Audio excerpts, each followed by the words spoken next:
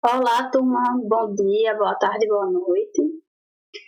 Sejam bem-vindos a essa nova forma de ensinar, de aprender, e continuarmos interagindo uns com os outros, através do Colégio Penísia Freire.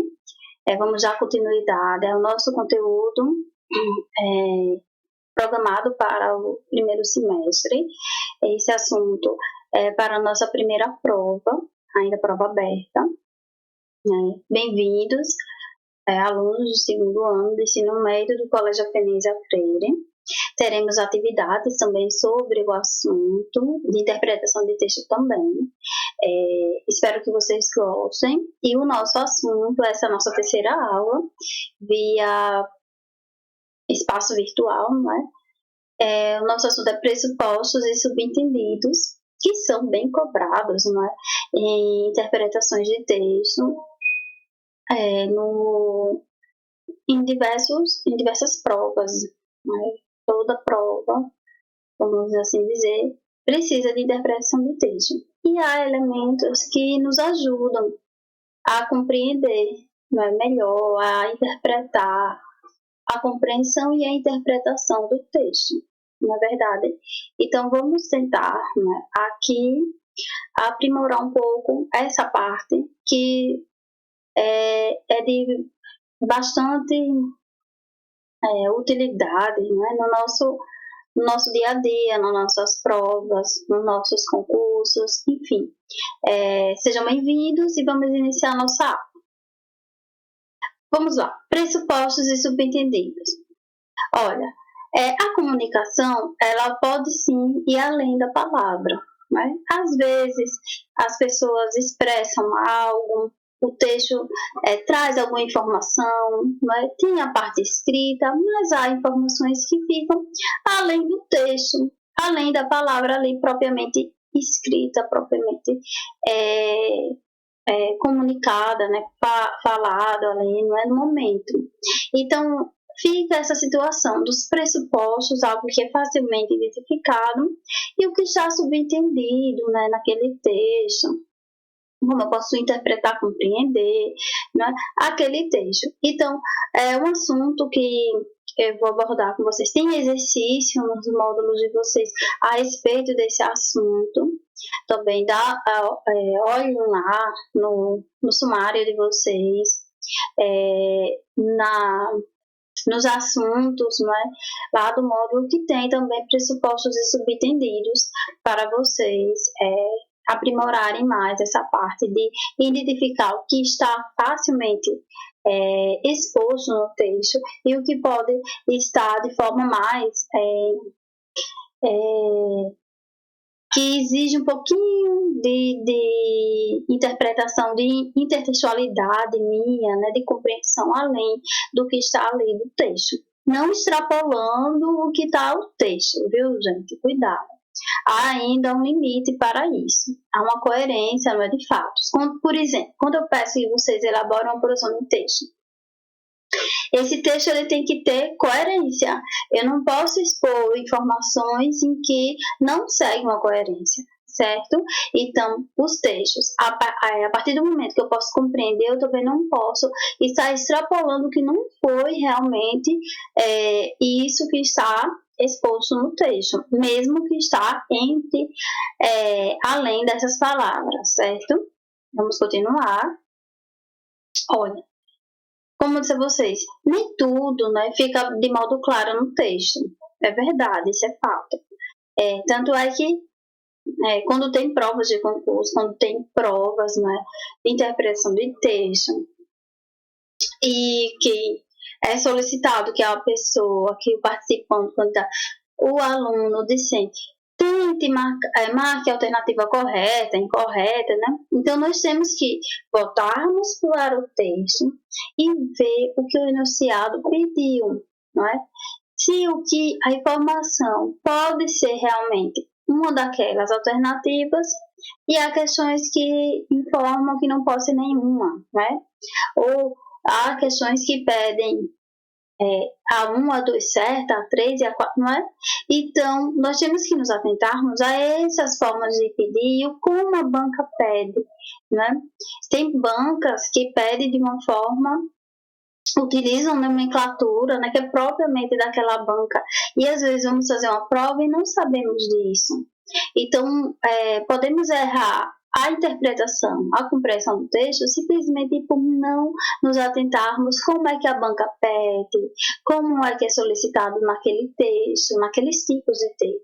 Então, nem tudo fica de modo claro no texto, certo? Então, olha, quando estamos diante de uma leitura de um texto, isso implica que não podemos simplesmente ler sem verificar o que pode estar além da parte escrita, pois ficar apenas preso às informações explícitas, ou seja, é necessário interpretar o que está nas entrelinhas, o que pode o texto também trazer nessas entrelinhas, o que eu posso também compreender sem extrapolar o que não está no texto, o que o texto não trouxe, não é?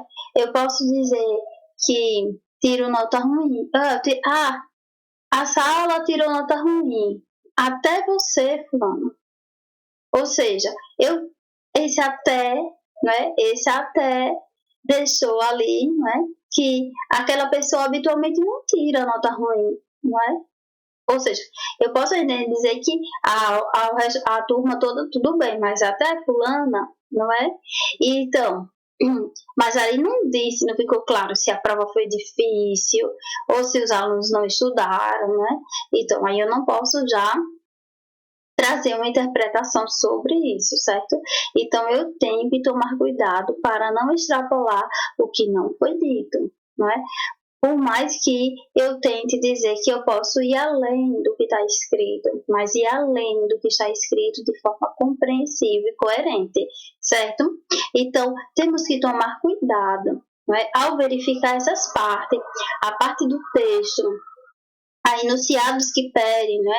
Do primeiro ao quarto parágrafo, o primeiro parágrafo, o segundo.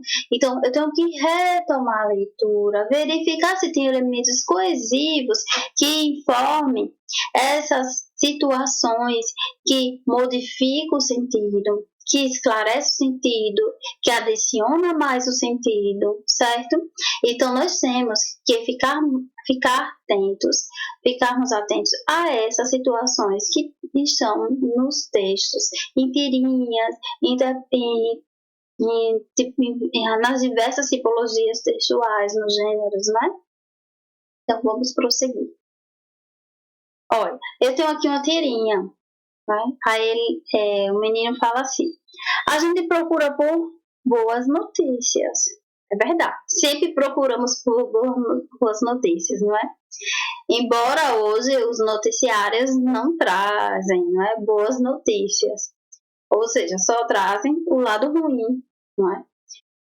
Mas, vamos lá, mas não é fácil de encontrar. Ele diz, ó, a gente procura por notícias boas, porém, nós temos uma conjunção adversativa, ela diz, mas não é fácil de encontrar. E se nós fizermos as boas notícias? E se nós não esperarmos, né, que as notícias boas apareçam? E se nós pudermos realmente dar o pontapé e fazer algo bom e virar notícia? Eu posso fazer as notícias boas acontecerem. É isso que o menino deixou bem claro, não é? Não é fácil você encontrar essas notícias boas, mas ele trouxe aí, e se nós fizermos, não é verdade? Então, isso está bem claro no texto, não é? Agora, o texto não disse quais são essas boas notícias que podem ser feitas, né?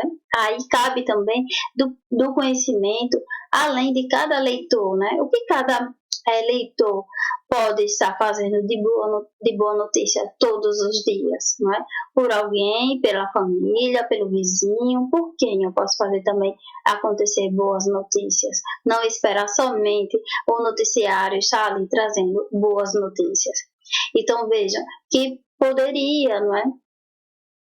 Trazer informações de que eu posso ir até o momento além das palavras, mas eu não posso extrapolar também, certo?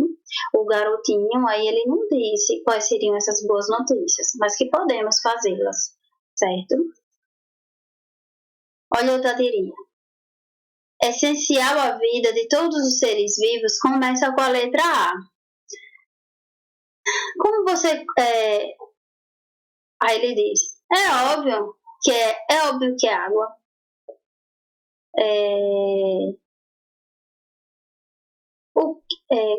O que você colocou na prova? Amor. Como você conseguiu errar essa? Veja que para algumas pessoas, né, aí você parte também do que cada indivíduo pensa, né, que pode ser importante. Né? É essencial à vida de todos os seres vivos, começa com a letra A. Como você conseguiu errar essa? É óbvio que é água. O que você colocou na prova? Amor. Então, veja, que aí são informações claras, não é? Bem óbvias, que o texto traz, né? É essencial a vida para viver, não é? A pessoa pensou, o adulto, né, disse que seria água, mas o menino disse que é amor. Então, vejam, que aí parte de uma situação que vai fazer cada leitor refletir um pouco, né, sobre essa situação do que pode ser essencial, o que não pode faltar a ninguém, não é? Talvez não é água, pode ser o amor, porque um pouco de água eu posso dividir com outra, não é? Então, vejam só, são interpretações, né, que eu não posso extrapolar no que está sendo escrito, certo? Nem o que eu posso estar trazendo de informação que não seja coerente para o texto, viu? Olha, então o que vem a ser um pressuposto? Né? Nós vimos exemplos, vimos algumas informações, né, sobre o assunto. Agora vamos ver o que vem a ser um pressuposto. Veja o exemplo. Olha, em Aracaju continua fazendo muito frio. Só que não, né? Só um exemplo, viu, gente? Só um exemplo. Aqui acontece um pulso que é no momento em que a frase foi dita, né? O tempo em Aracaju estava frio. O posto é informação explícita, né? Olha, mas o verbo destacado demonstra uma informação pressuposta. Antes essa frase ser dita já estava frio, não é? Olha, em Aracaju continua fazendo frio. Ou seja, antes estava fazendo frio, não é? Antes já estava um clima assim, que eu posso me agasalhar mais, né? Melhor, não é? Então, aí são informações que são fáceis de identificar. A partir disso, eu posso ir para os enunciados, né, da questão e verificar qual a alternativa que mais é coerente, né, que responde de forma correta ao enunciado. Então, eu tenho que, ao ler, começar a raciocinar, pensar o que pode estar ali dito de forma fácil e o que pode estar de forma explícita, não é? Então, olha, aqui acontece um posto, né, que é no momento em que a frase foi dita, o tempo em Aracaju estava frio. O posto é informação explícita, não é? Veja, mas aí lá o verbo, eu tenho que me atentar ao verbo. O verbo vai indicar a ação, o modo, o estado, não é? Que está a informação sendo passada e o que é de interpretação ali. Então, olho para o meu verbo e vejam, né? Veja, quando o verbo continua, né? Já traz que algo já estava acontecendo, na verdade. Olha, em Aracaju continua fazendo muito frio. Então, a informação aí através do verbo é essa, que estava fazendo frio. Então, eu posso estar fazendo essas interpretações, não é? Eu não posso dizer, em Aracaju continua fazendo frio, porque estava quente, viu? Que aí não tem coerência, né? Embora Aracaju é uma cidade quente, nesse momento, nessa frase, nós estamos trabalhando com essa informação que estava fazendo frio, certo? Vamos prosseguir. Verificando os pressupostos. Olha, em um texto, os pressupostos não estão escritos totalmente, porém pode ser entendido de forma fácil, né? Através dos verbos, através de conjunções, né? Pois é uma expressão ou palavra contida nela que deixa entender, certo? No caso do exemplo passado, é o verbo, mas eu poderia verificar o exemplo outro, que era uma conjunção mas, né? Que deixa entender uma diversidade, né? Então, vejam que esses elementos, essas palavras, elas trazem essa informação não totalmente escrita, mas que deixa claro o que pode ser ali entendido naquele momento do texto, certo? Verificando os pressupostos. Fatos ou informações explícitas. Vamos observar. Olha, passei o dia todo em casa. O dia todo em casa. E estamos passando mesmo o dia todo em casa, certo? É um exemplo real. Porém, foi bom. Ou seja, o que é que eu posso informar aí? Olha, essa palavrinha aí, porém, que é uma conjunção adversativa, ela pode nos trazer muitas coisas. Vejam que passei o dia todo em casa também diz assim, que nem sempre você passa o dia todo em casa, né? Mas que nesse dia que você passou o dia todo em casa foi bom, né? Foi uma experiência boa. Eu passei o dia todo em casa. Esse tempo em casa foi bom, não é? Olha, informação pressuposta por conta da minha conjunção, né? Adversativa, porém, né? Anotem aí, ó, conjunções, verbos, né? Eles trazem essas informações que podem acrescentar informações importantes para nós podermos entender e compreender e interpretar o texto, certo? Veja, a informação pressuposta, nesse caso, a conjunção porém mostra que geralmente o tempo em casa não é tão bom assim, não é? Veja, que ele passa o dia todo em casa, né? Nem sempre é bom, mas porém naquele dia foi bom. Né? É uma conjunção adversativa, certo? Então, vocês têm que prestar atenção, tem que revisar as conjunções, que elas são importantes nesse emprego de ligar termos ou orações, certo? Verificando os pressupostos. Vamos verificar os pressupostos dessas frases. Vejam, gente, é um assunto que requer análise de algumas partes, certo? Então, é um assunto que requer um pouco mais de paciência, porque estamos trabalhando com interpretação, o que pode ser interpretado, o que não pode ser, certo? Então, o que está facilmente identificado no texto, na frase, né, no enunciado, e que requer um pouquinho de atenção, certo? Vamos lá. Vamos verificar o pressuposto dessa frase. Manuel parou de correr. É verdade que ele parou de correr. Agora veja a situação. Manuel, se ele parou de correr, significa o quê? Que Manuel corria antes. Não é verdade? E isso é uma informação que não foi dita na oração aí, na frase, né? Na oração não foi. Manuel parou de correr.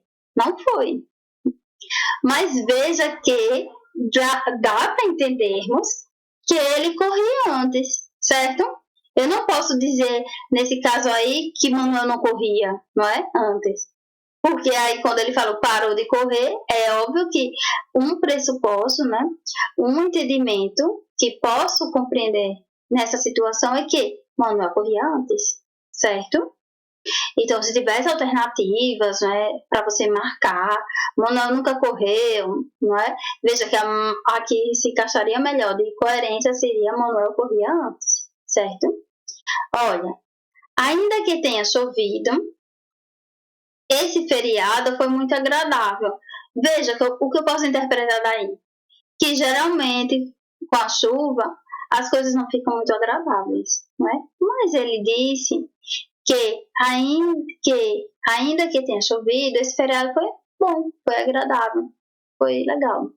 Ou seja, quando chove o dia não fica muito agradável, né? Você não pode sair, você não pode passear muito, né? Então, mas a chuva não incomodou no feriado. É isso que fica fácil de compreender no pressuposto, certo? Vejam esse outro exemplo. Quando chove, o dia não é agradável, né? Continuando o outro exemplo. Né? Vejam esse. Os funcionários não foram convidados para a festa de despedida do supervisor. Vejam que nesse exemplo, os funcionários, eu posso subentender, eu posso saber que um pressuposto, um fato que eu posso tirar que é facilmente identificado é que se os funcionários não foram convidados para a festa da despedida do supervisor, ou seja, eles esperavam ser convidados, já que eram o supervisor deles, não é verdade? Eu posso compreender isso nessa oração. Vamos ver aqui esse exemplo. Atenção! O limite do texto deve ser o suficiente para extrair informações explícitas e implícitas. Aquela situação que eu disse a vocês. Eu tenho que tomar cuidado de verificar situações de que não são coerentes com o que está ali escrito. Eu posso ir além do que está escrito? Posso, desde que o que esteja além do que está escrito não seja algo que ultrapasse o limite da compreensão da coerência dos fatos ali no texto, certo? A interpretação é um nível mais complexo que a compreensão, isso é fato. Mas aquela requer está para ser realizada, né? Outro fato importante são os verbos, né? Os verbos depreender e inferir geralmente se associam à busca de informações implícitas em um texto. Então, lá no enunciado, né? Como eu disse a vocês, às vezes vocês perdem questões por coisas que não sabem mesmo. Não de não compreender, mas de que uma informação como o verbo depreender e inferir, ele busca as informações que estão implícitas em um texto. Então, isso é algo bem importante na hora de compreender e interpretar o texto, certo? Vamos ver esses exemplos sobre pressupostos ainda, certo? Vejam, os juros no Brasil continuam a subir. Isso é fato também, né? Mas é um exemplo aqui. Então, vamos ver qual é a informação explícita aí. O Brasil possui juros, não é? Isso é verdade. Se os juros do Brasil continuam a subir, é porque o Brasil, né, tem esses juros. E qual é o pressuposto aí? É o verbo aí, continua. O verbo continua, né? Ele traz esse pressuposto, né? Ele traz essa informação de que explícita a informação. E uma informação implícita, os juros já estavam subindo, né? Por conta do verbo continuam, né? Ele deixa implícito também essa informação. Então, não foi escrito, gente, mas é algo compreensível, é algo coerente para podermos interpretar. Não é? Esses enunciados assim simples, eles nos ajudam a compreender estruturas mais complexas, não é? Porque agora você já, quando for ler o enunciado, quando você for ler um texto, você já vai verificar o verbo, já vai prestar atenção nas conjunções, né? Que informação a mais elas podem trazer. Não está escrito, mas eu posso compreender e interpretar, certo? Agora vamos ver o que vem a ser um subentendido. Olha, os subentendidos são as informações inusitadas no texto. Elas não aparecem escritas no texto, precisamos entender como ocorre o contexto, ou seja, o que está nas entrelinhas, né? É o que pode estar subentendido. E o que é subentendido? Olha, tem uma música de Lulu Santos que é assim, ó. Eu gosto tanto de você que até prefiro esconder. Deixo assim ficar subentendido com a ideia que existe na cabeça e não tem a menor obrigação de acontecer. Ou seja, o subentendido, não é? Vai estar lá no texto, não tem obrigação nenhuma de ocorrer, não é? É o que está nas entrelinhas daquele texto, não é? É algo mais, vamos lá, devemos desvendar de forma coerente, não é? E que não extrapolem de forma coerente, viu? Olha, vamos ver esse exemplo aqui. O subentendido aparece no contexto, né? No contexto, no diálogo, não é? Vamos ver esse exemplo, olha. Como o nobre colega faz para deixar seu dinheiro tão limpinho, não é? Aí ele diz, eu uso laranjas. Eu tenho que partir de um contexto de que, ora, ele não usa, não é? A laranja em si, a fruta, não é? Ele não usa, assim, a laranja fruta para fazer uso. Aí eu tenho que saber dessa compreensão de mundo, não é? Para que dizer que laranja é uma pessoa que eu utilizo sem ela saber que estou fazendo coisas ilícitas, utilizando o nome dela, seja a casa dessa pessoa, seja a conta bancária dessa pessoa, certo? Então, na tirinha aqui, dá para entender aí o subentendido de forma de que eu tenho que ter uma compreensão da situação de mundo para poder identificar aí o que pode estar subentendido, o que está nas entrelinhas. Ele não disse, não foi, o que era laranja. Mas eu tenho que partir de um conhecimento prévio meu, um conhecimento, não é, que requer um pouquinho a mais. Então, subentendidos aparece aí no contexto. Não é? Está nas entrelinhas. Vejam que na tirinha trouxe até as notas, né? As notas verdes limpinhas aí, não foi? Então, ele disse, né? Como nobre colega sabe para deixar seu dinheiro tão limpinho. Aí ele disse, né, que usa a estratégia aí de usar as laranjas. Eu uso laranjas. Vamos ver outro contexto, olha. O que podemos inferir desses subentendidos nas tirinhas? Vejam, como resolver a dívida pública? É simples. Olha, ele colocou a mão ali, não é? No bolso. Ou seja, eu posso inferir que posso retirar esse dinheiro através de impostos, né? Através de roubar aí, olha, através de botar a mão no bolso mesmo do contribuinte.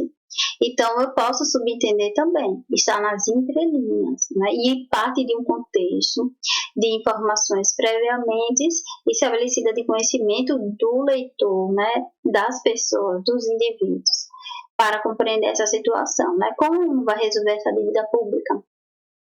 Ele já sabe, não é? Ele já tem essa fórmula, não é? De botar a mão no bolso mesmo das pessoas, dos indivíduos, sem que elas possam fazer algo. Não é verdade? Olha, os explícitos e implícitos, né? Os pressupostos e subentendidos. Vamos ver outras informações, outros exemplos, para entendermos aí essa situação. Uma das causas da violência é a desigualdade social. Veja que neste exemplo eu vejo uma informação implícita, na verdade. Quando ele diz uma das causas da violência é a desigualdade social, ou seja, existem, né, outras causas de violência, não é? Mas uma das causas é a desigualdade social. Veja, informação implícita. Existe, no mínimo, outra causa para a violência. Na verdade, existe. Mas o texto disse que uma delas é o quê? É a desigualdade social. Pode ter outras.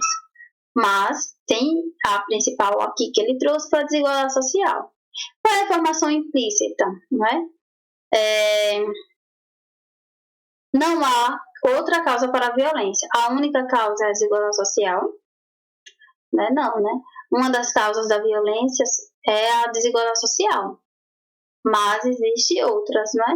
Aí ele disse que aqui não vai, né? Essa informação implícita, que não há outra causa para a violência, a única, ele não disse isso, certo? Não disse. Vamos ver aqui um exemplo na prática, certo? Do exercício.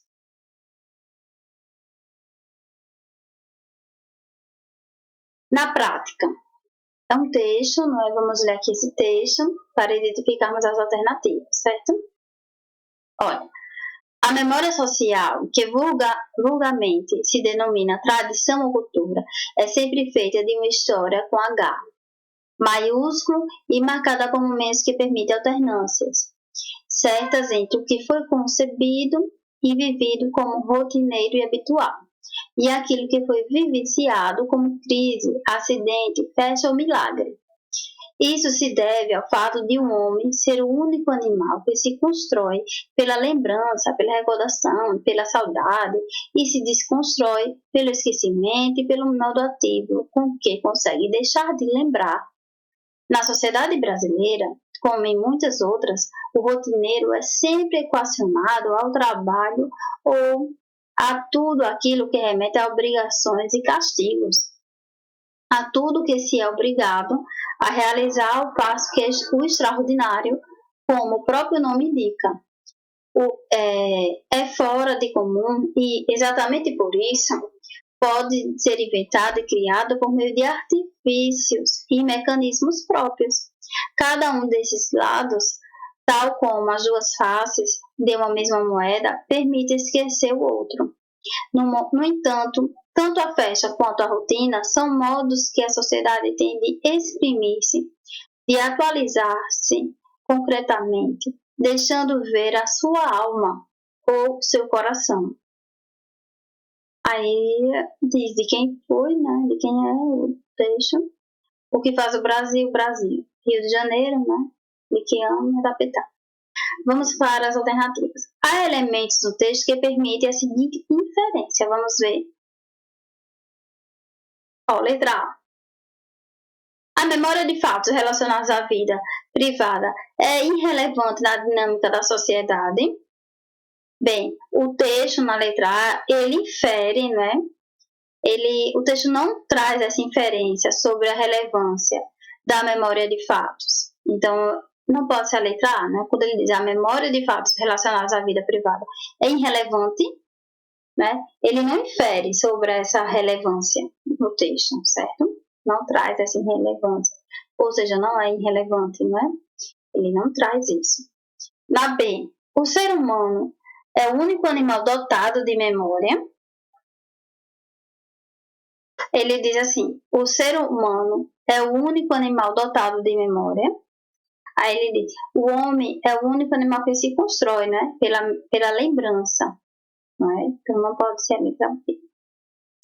Na C, mais do que obrigação, o trabalho representa castigo. O trabalho representa isso no texto? Não, né? O trabalho representa igualdade, obrigação, não é? E castigo, não é?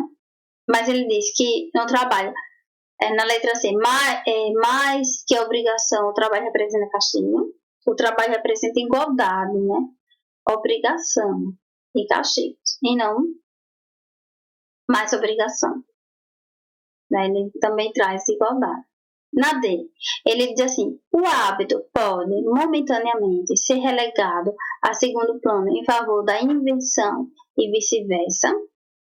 Na E, aspectos pragmáticos e rotinas são priorizados em todas as sociedades. Olha, a dele diz que o hábito, a rotina, não é, pode momentaneamente ser relegado a segundo plano, né, em favor de intervenção, né, de festas e vice-versa. Então, aqui é mais coerente aí ao texto, é a letra B. Vamos ver a letra E, porque não é. Ele diz aspectos pragmáticos e rotinas são priorizados em todas as sociedades. Ele diz assim que não infere sobre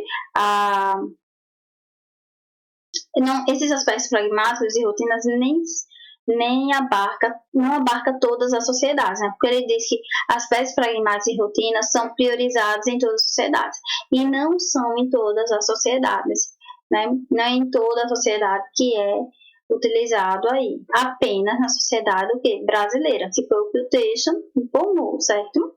Então, gente, espero que tenha ficado claro para vocês a situação de pressupostos e subentendidos. No módulo de vocês tem exercícios sobre esse assunto, façam, revisem, revejam as aulas, anotem no caderno de vocês o que é pressuposto, o que pode estar entendido, o que pode estar subentendido, o que pode estar além das palavras, entre linhas, o que pode ser compreendido de forma coerente. Não esqueçam, essas situações têm que estar coerentes e elas têm que estar também de forma que não extrapole, porque foi dito também no texto. Cuidado. Então, uma das características que nós vimos que podem estar de acordo com o verbo, de acordo com conjunções, de elementos coesivos, que trazem informações além do que está ali escrito, mas que é coerente numa interpretação de texto, certo? Então, desejo a vocês que todos estejam bem e que estudem, revisem, façam atividade. Vai ter também atividade extra na plataforma sobre esse assunto para vocês e que espero que tenham gostado da aula e que vamos nos ver na próxima aula, certo? Então, até em breve.